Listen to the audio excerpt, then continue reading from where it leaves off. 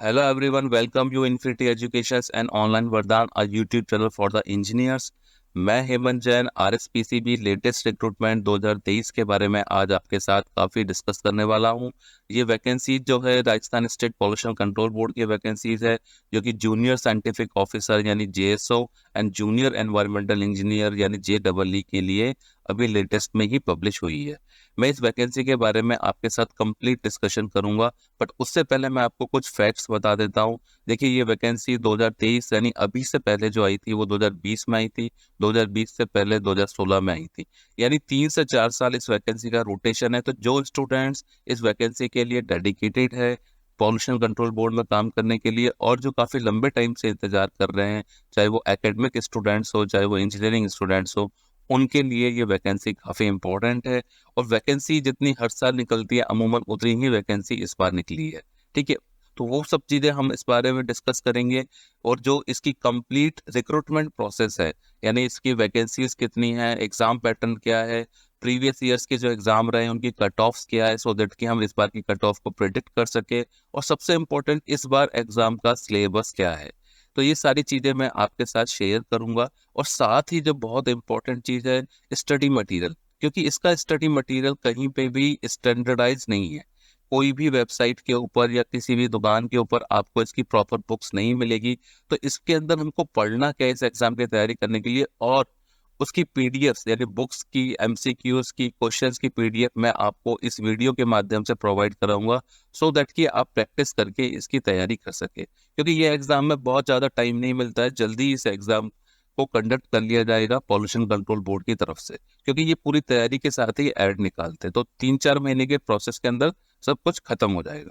ठीक है, तो मैं इस वीडियो को अभी स्टार्ट करता हूं। तो आप लोगों के लिए वीडियो काफी इंपॉर्टेंट है जो इस वैकेंसी का इंतजार कर रहे थे, क्योंकि इसमें मैं स्टडी मटेरियल भी आप लोगों के लिए प्रोवाइड करा रहा हूँ। ठीक है, उसकी पीडीएफ कंप्लीट आपको इस वीडियो के साथ मिलेंगी।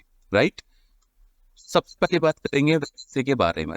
इसमें जो टोटल वैकेंसीज है वो जेएसओ की 59 वैकेंसीज है। मैं टीएसपी नॉन टीएसपी सारे एरियाज को मिला के बता रहा हूँ। जेडब्ल्यू की वैकेंसी 53 है, तो दोनों को मिला के करीब करीब 112 वैकेंसी है इस एग्जाम के लिए। राइट, एंड यानी मतलब 112 वैकेंसी होगी। ठीक है, एजुकेशन क्या रिक्वायर्ड है जेएसओ के लिए? बेसिकली रिक्वायर्ड है MSc in environmental science, soil science, chemistry और in microbiology after completion of BSc. यानी जिन स्टूडेंट्स ने बीएससी साइंस से कर रखी है और एमएससी उन्होंने एनवायरमेंटल साइंस या सॉइल साइंस या केमिस्ट्री या माइक्रोबायोलॉजी में कर रखी है, उनके लिए जेएसओ की वैकेंसी अवेलेबल है।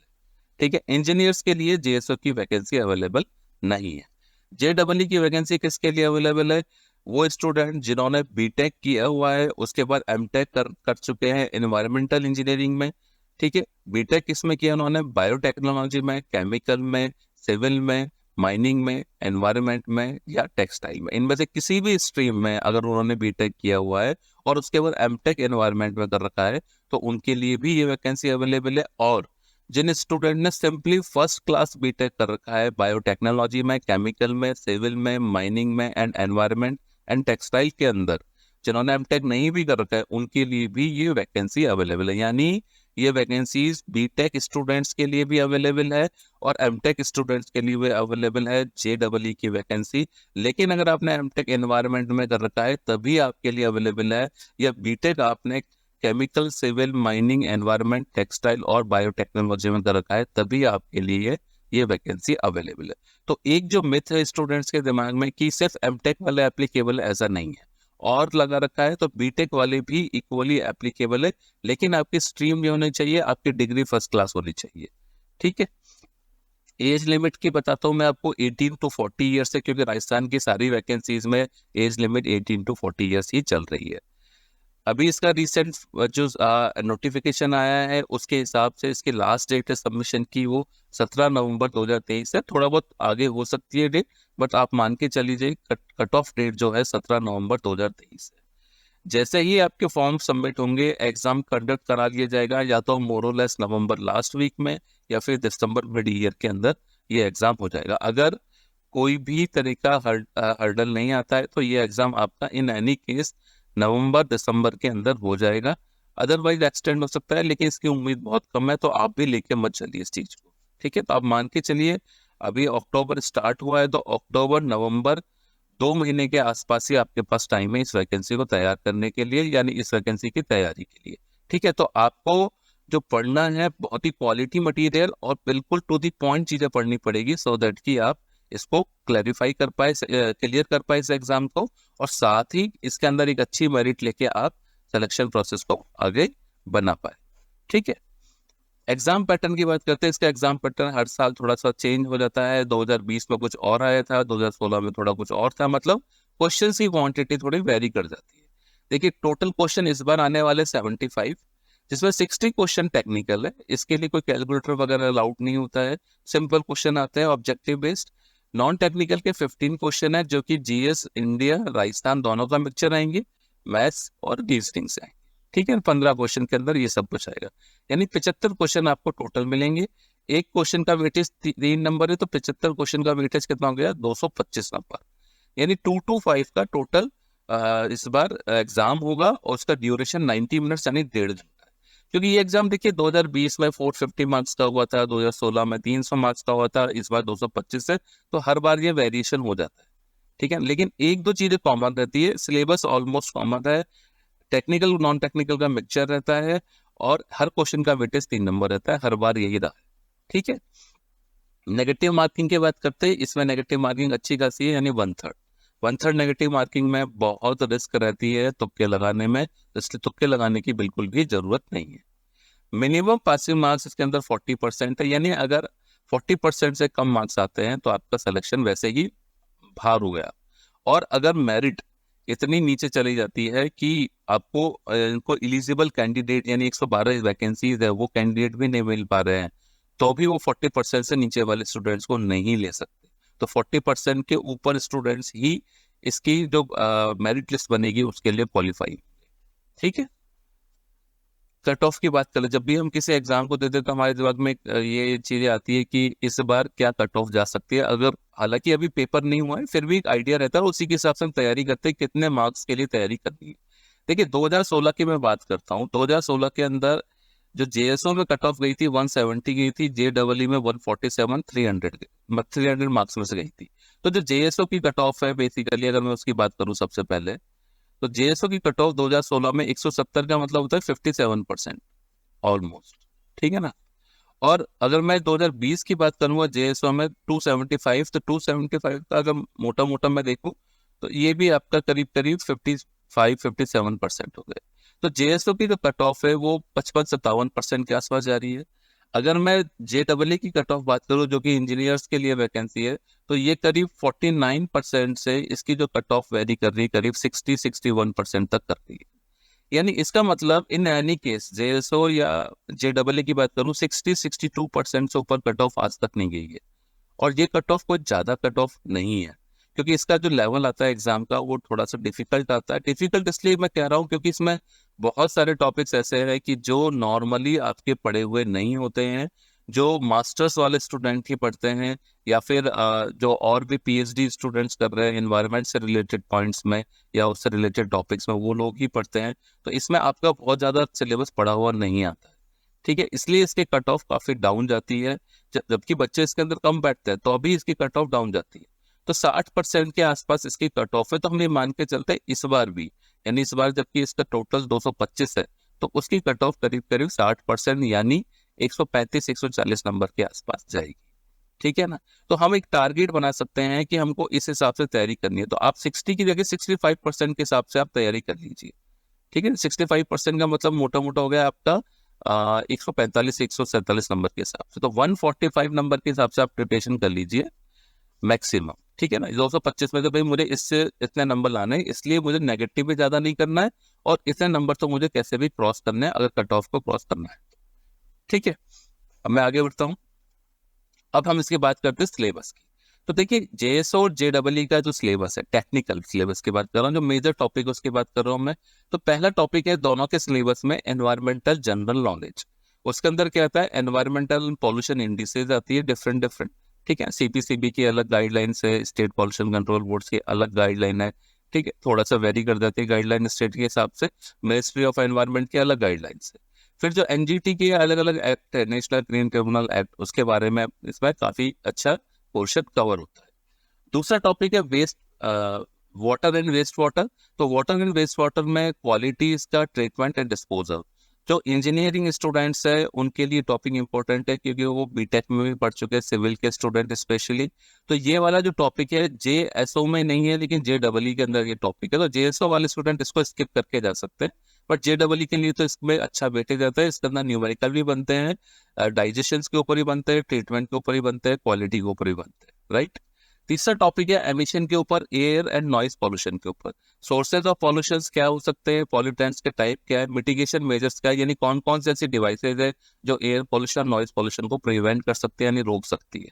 और दूसरा सबसे बड़ा noise and air quality index क्या होता है। इसमें इसमें जो प्लूम राइज है उसके ऊपर भी क्वेश्चन आता है, गॉस का जो बेसिकली डिस्ट्रीब्यूशन सर्किल है उसके ऊपर भी क्वेश्चन बनता है। फिर ईआई एक इंपॉर्टेंट टॉपिक है जो कि नॉर्मली मास्टर्स वाले स्टूडेंट पढ़ते हैं, एनवायरमेंट इम्पैक्ट असेसमेंट। इसके अंदर जो ईएमपी है, एनवायरमेंट मैनेजमेंट प्लान, ठीक है ना, ईएमपी, इसके बारे में क्वेश्चन बनते हैं। प्रिडिक्शन के बारे में क्वेश्चन बनता है कि हम जो पॉल्यूशन है उसके लेवल को कैसे प्रिडिक्ट करेंगे, क्योंकि अगर हम कहीं पे नया थर्मल पावर प्लांट लगा रहे हैं या कोई सीमेंट इंडस्ट्री लगा रहे हैं, तो उससे होने वाले पॉल्यूशन को प्रिडिक्ट करके ही हमको अपनी ईआईए रिपोर्ट बनानी होती है, सो दैट की क्लियरेंसेस, जिसको हम एनवायरमेंट क्लियरेंस बोलते हैं, वो ले सकते हैं कंसर्न अथॉरिटी यानी मिनिस्ट्री ऑफ एनवायरमेंट से। तो प्रिडिक्शन बहुत इंपॉर्टेंट पार्ट है। साथ ही असेसमेंट, किस प्रिडिक्शन के हिसाब से असेसमेंट की हम जो प्रिडिक्ट कर रहे हैं उसका इम्पैक्ट क्या पड़ेगा हर जगह, ठीक है, उसका असेसमेंट करना पड़ेगा। यानी जो उसका इम्पैक्ट है, यानी जो आप बायोटिक एनवायरनमेंट बोल सकते हो, आप जो एक्वेटिक एनवायरनमेंट बोल सकते हो, मतलब जितने भी तरह के आपके ये सी रिलेटेड कल्चर्स है, जो आपके पेड़ पौधे हैं, प्लांट है या फिशेज वगैरह, उनके ऊपर क्या इम्पैक्ट पड़ेगा, ह्यूमन के ऊपर क्या इम्पैक्ट पड़ेगा, राइट। इस सब चीज़ों को हमको प्रेडिक्ट करना होता है ईआईए के अंदर। तो ईआईए को आपको थोड़ा डिटेल में पढ़ना पड़ेगा। फिर है एनवायरमेंटल से रिलेटेड जो रूल्स और लॉज है, यानी legislations and rules, policies of India के अंदर क्या पॉलिसीज है एनवायरमेंट से रिलेटेड, और आज तक क्या क्या पॉलिसीज आई है उसके बारे में आपको पढ़ना पड़ेगा। उससे रिलेटेड क्वेश्चंस आपको लगाने पड़ेंगे। प्रोटेक्शन एक्ट से एनवायरमेंट से रिलेटेड, उसमें वाइल्ड लाइफ एक्ट भी आता है, उसमें नॉइज से रिलेटेड एक्ट भी आता है, एयर एंड पॉल्यूशन से रिलेटेड भी आता है, वाटर प्रिवेंशन एक्ट भी आता है। 1974, 1981, 1986 के जो एक्ट्स है ये आपको याद होने चाहिए। बहुत डिटेल में नहीं जाना है, लेकिन एटलीस्ट इनके की पॉइंट्स आपको पता होने चाहिए। फिर इसका जो लास्ट टॉपिक है वो MSW यानी म्यूनिसिपल सॉलिड वेस्ट मैनेजमेंट के ऊपर है। इसमें हम बायोमेडिकल वेस्ट, प्लास्टिक वेस्ट, ई वेस्ट और हैजार्डस वेस्ट, तीनों तरह के वेस्ट का डिस्पोजल टेक्निक क्या होती है, कितना वेस्ट डिस्पोजल के लिए अलाउड है, कहाँ डिस्पोजल कर सकते हैं, इसमें पॉल्यूशन कंट्रोल बोर्ड की गाइडलाइन क्या बोलती है, सेंट्रल पॉल्यूशन कंट्रोल बोर्ड की, या फिर जो एनवायरनमेंट से रिलेटेड है यानी MOF मिनिस्ट्री ऑफ एनवायरनमेंट की गाइडलाइन क्या बोलती है। साथ में ही जो इसमें आपका स्टेट की गाइडलाइन है वो भी कुछ कुछ इंटरफेरेंस करती है, वो गाइडलाइन क्या बोलती है, स्टेट के अंदर कहाँ कहाँ सेंटर है डिस्पोजेबल के, किस तरीके से डिस्पोजेबल होता है, तो वो सारी चीजें हमको इसमें पढ़नी पड़ेगी। तो टेक्निकली ये 7 टॉपिक है, जिसमें से ये JSO JEE के लिए कॉमन है।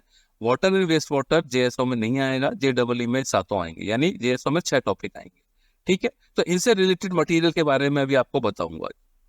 दूसरा है नॉन टेक्निकल की बात करेंगे, तो नॉन टेक्निकल में जो मेजर टॉपिक है वो इंडिया की जनरल नॉलेज है ना, और general knowledge of history, art, culture and geography of Rajasthan है। राजस्थान के आपके 3 टॉपिक आएंगे, आर्ट एंड कल्चर से रिलेटेड, हिस्ट्री से रिलेटेड एंड ज्योग्राफी से रिलेटेड। इंडिया में इन्होंने बिल्कुल ओपन छोड़ा हुआ है, यानी सब कुछ आ सकता है। करंट अफेयर्स आएंगे इंडियन राजस्थान के। क्वांटिटेटिव एप्टीट्यूड यानी मैथमेटिक्स का पार्ट आएगा, जो 10th क्लास तक की मैथमेटिक्स है अपनी, इनफैक्ट 8th क्लास तक की है।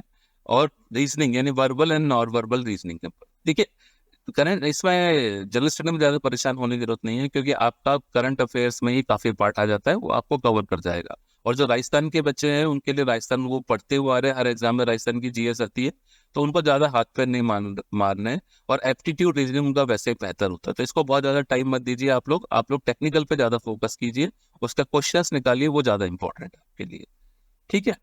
आगे बढ़ते हैं। हाँ, this is very important, study material क्या है, आपको इस वीडियो में क्या PDF मिलेगी, क्योंकि शुरू से आपके दिमाग में क्वेश्चन घूम रहा है कि सर क्या हमको देने वाले हैं, ठीक है।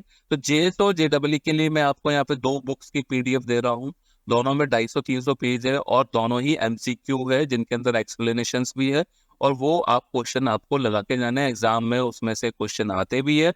और दूसरा, जब आप उनको लगाएंगे तो आपको आइडिया भी लग जाएगा कि किस तरह के क्वेश्चन एग्जाम में बनते हैं। साथ ही साथ जो JEE के स्टूडेंट्स हैं उनको सिविल का जो सिविल वाले स्टूडेंट है स्पेशली उनके पास वाटर वेस्ट वाटर की उन्होंने अभी तक बुक पढ़ रखी है, तो उसको एक बार उसके MCQ 200-300 क्वेश्चंस लगा के जाने हैं अपनी सिविल की बुक में से, ठीक है ना। और उसके अलावा जो मटेरियल है वो ये 2 बुक दे रहा हूँ, दिस इज ऑल सफिशिएंट। आपको लगा के जाएंगे, आपको एग्जाम में अच्छा रिस्पॉन्स मिलेगा, गारंटी है, ठीक है। तो जो पहली बुक है उसके अंदर क्या कंटेंट है बता देता हूँ। उसके अंदर 30 चैप्टर में मैंने MCQ कवर किए हुए हैं। पहला चैप्टर है इकोलॉजी, दूसरा ecosystem, terrestrial ecosystem, aquatic ecosystem. ये सारी EIA की सब पार्ट है एक तरीके से देखा जाए, यानी environmental impact assessment. Aquatic ecosystem होता है वो रिलेटेड टू फिशरीज होता है, वो रिलेटेड टू जो सी एनिमल्स है, सी प्लांट्स, उससे रिलेटेड है। टेरेस्ट्रियल बेसिकली पेड़ पौधों को बोलते हैं, ठीक है। एनवायरमेंटल पॉल्यूशन के बारे में आपको पढ़ के जाना है। नेक्स्ट चैप्टर है renewable energy, environmental issues, then environmental impact assessment का प्रोसेस क्या है, ठीक है। बायोडाइवर्सिटी, इंडियन डाइवर्स लैंडस्केप, जो एनिमल एक्ट है, वाइल्ड लाइफ प्रोटेक्शन एक्ट 1972 का, उसके बारे में आपको की पॉइंट्स है, तो उसके बारे में MCQ यहाँ पे दिए हुए हैं। एनिमल डाइवर्सिटी ऑफ इंडिया के बारे में पढ़ना है, प्लांट डाइवर्सिटी के बारे में, marine organism, protected area network, protected यानी जो जो बायोस्फीयर्स है या फिर जो आपके इस तरह के क्लाइमेटिक जोन्स है जो प्रोटेक्टेड है बेसिकली, वो उनके बारे में आपको इसमें क्वेश्चन मिलेंगे। कंजर्वेशन एफेक्ट्स है, climate change, ozone acidification, ozone depletion, mitigation strategy, climate change India की स्ट्रैटेजी क्या है, उसकी पॉलिसी क्या है, कार्बन क्रेडिट क्या है, उससे रिलेटेड क्वेश्चंस आपको इसमें मिलेंगे। एग्रीकल्चर एक्ट्स एंड पॉलिसीज जो इंडिया की है वो क्वेश्चंस आपके पास आएंगे, और साथ में जो यूनेस्को की या वर्ल्ड लेवल पे जो पॉपुलर पॉलिसीज है उसके क्वेश्चन भी इसके अंदर दिए हुए, ठीक है ना। इंटरनेशनल ऑर्गेनाइजेशन जो मैं आपको बता रहा हूँ, जो वर्ल्ड लेवल पे ऑर्गेनाइजेशन है, उनके भी आपको क्वेश्चन दिए हुए हैं जो इंपॉर्टेंट क्वेश्चन है। फिर environmental issues and health effect क्या होता है इसका, उसके बारे में बात करेंगे MCQ की, और करंट एनवायरमेंटल इशू। तो ये सारे 30 टॉपिक के अंदर आपका MCQ पूरा कवर हो रहा है इसके अंदर। और एक दूसरी जो बुक है वो भी इसी की पैरेलल बुक है, उसमें भी इसमें से बहुत सारे कॉमन टॉपिक है, बट 2 बुक में सारे क्वेश्चन कवर हो जाते हैं जो भी आपके एग्जाम के अंदर पूछे जाने वाले हैं। और इसके अंदर इसके अलावा मैंने आपको बोल ही दिया है कि JEE के स्टूडेंट को सिविल वाली बुक भी लगानी पड़ेगी। नेक्स्ट चैप्टर में देखते हैं, सॉरी नेक्स्ट बुक में 19 टॉपिक है। 19 टॉपिक में देखिए कौन कौन से हैं। जनरल एनवायरमेंटल साइंस है, population and biotic community, biosphere जिसके बारे में भी पहले बात कर रहा था मैं, इकोसिस्टम है, बायोटिक रिसोर्सेज है, इकोलॉजी यानी इसमें दोनों चीज आ गई, terrestrial and aquatic ecology. Energy and environment के बारे में बात है, वाटर एंड एयर पोल्यूशन, ठीक है, ये दोनों टॉपिक आ गए आपके। सॉइल पोल्यूशन के बारे में बात कर ली, नॉइस पोल्यूशन के, चारों आ गए आपके एमिशंस के, water, air, soil and noise. Waste and its management यानी वेस्ट एंड वेस्ट वाटर की बात कर रहा है, साथ में सॉलिड वेस्ट मैनेजमेंट की भी बात हो रही है, यानी जिसको हमने म्यूनिसिपल सॉलिड वेस्ट कहा था। पेस्टिसाइड पॉल्यूशन की बात हो रही है, radiation environment, biodiversity, environment biotechnology, EIA हो गया, एनवायरमेंट ऑडिट हो गया एंड स्टेटिस्टिक्स हो गया, यानी एनवायरमेंट से रिलेटेड सारे डेटा, सारे जो इस प्रेडिक्शन है, असेसमेंट है, वो आपके 18 नंबर चैप्टर में उससे रिलेटेड क्वेश्चंस अवेलेबल है। एंड लास्ट चैप्टर है एनवायरमेंटल रूल्स एंड लेजिस्लेशन के लिए। तो ये बुक पहली यानी सेकंड बुक और पहली बुक, इन दोनों की PDF आपको होल सोल सारे टॉपिक कवर कर देती है। दोनों बुक करीब करीब 300 पेजेस की है। आप आज से लगाएंगे तो बहुत आराम से लग जाएंगे इनके क्वेश्चंस, ठीक है। दोनों MCQ बुक को आप सॉल्व करके जाइए एग्जाम के अंदर, और एक वो सिविल की बुक कर लीजिए जो मैंने बताया वाटर एंड वेस्ट वाटर के लिए। JSO वालों को तो वो भी नहीं करनी है, तो आपका ये कंप्लीट सिलेबस इसके अंदर कवर हो जाएगा, राइट। तो बहुत दिनों बाद ये वैकेंसी है, इस वैकेंसी के लिए जितना आप फोकस कर सकते हैं, जो पढ़ सकते हैं 2 महीने में आप पढ़ लीजिए। वैसे भी कोई आगे दूसरी कोई टेक्निकल वैकेंसी दिख नहीं रही है अभी 2 महीने के अंदर, तो आप 2 महीने के अंदर जो तैयारी कर सकते हैं इस पर पूरा डेडिकेट होकर कर लीजिए, क्योंकि स्टूडेंट भी कम बैठते हैं, कट ऑफ भी कम जाती है, तो ये एक टाइप की गोल्डन अपॉर्चुनिटीज है, ठीक है ना। तो आप इस गोल्डन अपॉर्चुनिटी को थोड़ा एनकेश करा सकते हैं, राइट। सो नेक्स्ट वीडियो में मिलते हैं, थैंक यू वेरी मच।